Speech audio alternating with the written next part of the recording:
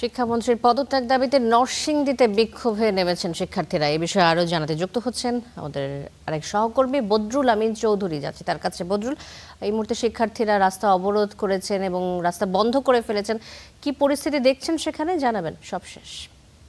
আজকে এই সড়ক অবরোধের যেই ঘটনা সেটি কিন্তু পৌনে 5টা থেকে শুরু হয়েছে। আমি এখন দাঁড়িয়ে আছি নরসিংদী জেলখানা মোড়ে এবং এই জেলখানা মোড়ে যেই ফ্লাইওভারটি রয়েছে তার ঠিক এখানেই কিন্তু গোড়াতেই কিন্তু এই অবরোধ চলছে। আজকে প্রায় 2 ঘন্টার উপরে চলছে।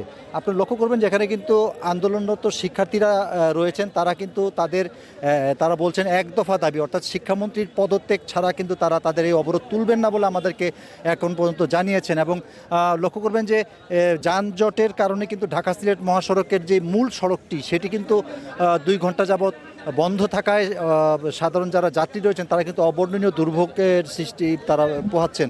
এবং এই যে আজকে যে অবরোধ তারা ডাকলেন সেই বিষয়টি আমি জানার জন্য চেষ্টা করব। এই যে আজকে আপনাদের এই অবরোধটা কি কারণে? সত্যি বলতে আমি এসিসি ক্যান্ডিডেট না, ওরা আছে ওদের। মূলত আমাদের দাবিগুলো মানা হচ্ছে না, যেগুলোর কারণে আমরা এখানে আর কি অবরোধটা করছি। আর কি শিক্ষামন্ত্রী আমাদের ব্যঙ্গাত্মকভাবে আমাদের বলেছে যে আমরা ব্রয়লার মুরগি, এই কারণে মূলত দাঁড়াচ্ছি। তারপর হচ্ছে দুর্যোগের মাধ্যমে আমাদের পরীক্ষা নেওয়া হয়েছে, যার কারণে মূলত আমরা সবাই একমত হয়েছি যে আমরা এই অবরোধ করবো। শিক্ষামন্ত্রী আমাদের সঠিক দাবি, সঠিক ন্যায় বিচার করছে না, এটাই হচ্ছে আমাদের মূল দাবি।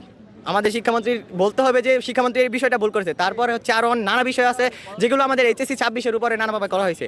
এই জন্য আমরা এই দাবি এক দাবি তুলতেছি। শিক্ষামন্ত্রী বুঝতে হবে এই বিষয়টা।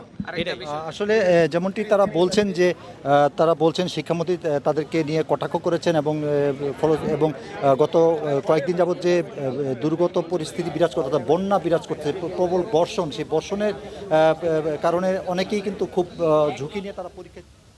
নরসিংদী থেকে যুক্ত হয়েছিলেন আমাদের সহকর্মী বদরুল আমিন চৌধুরী। বদরুলকে ধন্যবাদ যুক্ত হওয়ার জন্য।